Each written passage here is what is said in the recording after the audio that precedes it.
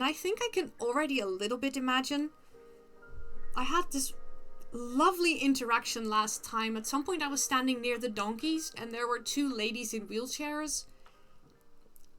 And they were so enthusiastic about the donkeys, like, and they were just happily chatting, like, oh yeah, today is amazing. We had coffee and then we had pie, and they both had little plushies on their laps. One of them had a doggy and one of them had a cat, and I just started talking to them about donkeys, and they loved it, and they were so enthusiastic, and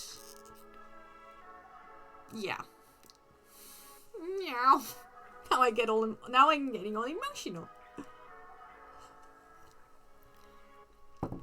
But just, you know, the sheer innocent joy that these two had over being at the zoo and watching the donkeys and having cake, and then I noticed that one of them was wearing tiger socks, so I was like, oh, I love your tiger socks, and then she was all like, oh, somebody noticed my tiger socks, and I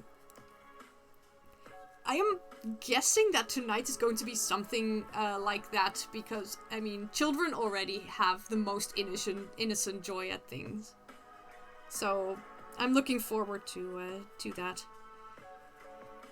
I'm hoping to show a lot of kids a good time, maybe, and you know, make them forget that they might be ill.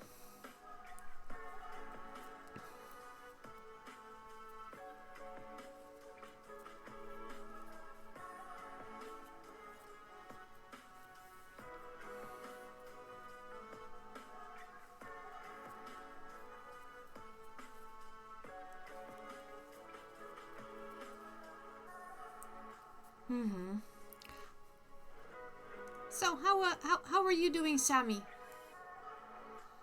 I fear at some point that on this channel I'm going to have to start going back to plushie making, because if Sammy writes out that the pattern for that beholder that she's been making, I'm gonna have to see if I can hand sew a beholder. I'm gonna have to get fabric and things, but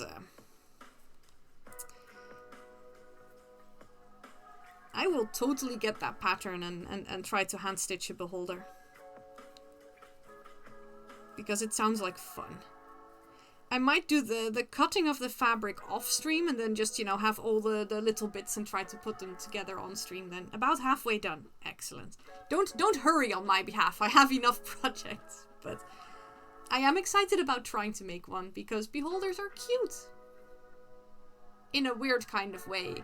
Then again, I've been told that, you know, I think people, I find basically everything cute. This is how I roll.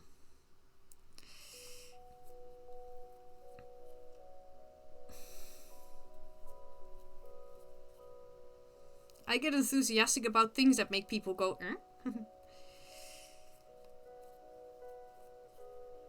I mean, I at some point tried to tell people about frogs and how cute these certain types of frogs were, and people were like, you're weird, and I'm like, no, but look at how cute these frogs are. They are very cute.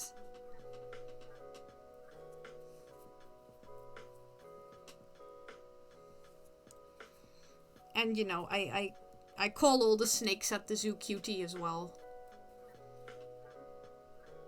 And all the other reptiles. I mean, who am I kidding? Oh, we have a chameleon now. That is definitely the cutest. I can be weird and the frogs can be cute. That is very true.